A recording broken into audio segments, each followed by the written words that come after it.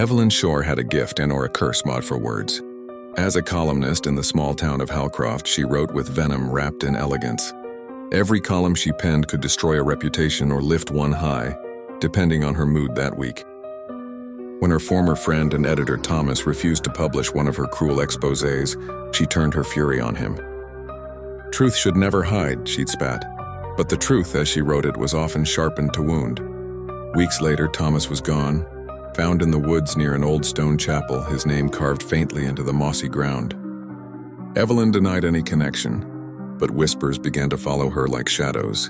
They said she'd written his fate. Then came the letters. Handwritten, elegant, everyone ending the same way. Every word builds the grave you will rest in. At first, she dismissed them.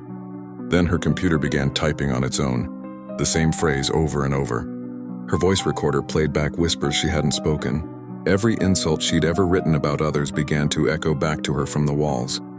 One night, Evelyn woke to find her manuscript pages scattered across her floor, each sheet folding, twisting, until they formed the shape of a coffin. Her name was scrawled across the top in her own handwriting. The floorboards beneath her began to creak, not from footsteps, but from words scratching beneath. A whisper rose from the boards. "We only repeat what you've written." She fled toward the door, but the ink on her walls began to bleed. Every cruel phrase, every mocking word she'd ever published now ran together, black streams forming her silhouette. The ink moved like liquid shadow, wrapping around her, pulling her down into silence. When the townspeople found her home days later, every wall was blank except one. In dripping black letters, it read, "Here lies Evelyn Shore, buried by her own words. Life lesson. Words are not weapons without consequence. What you speak or write into the world can one day come back to bury you.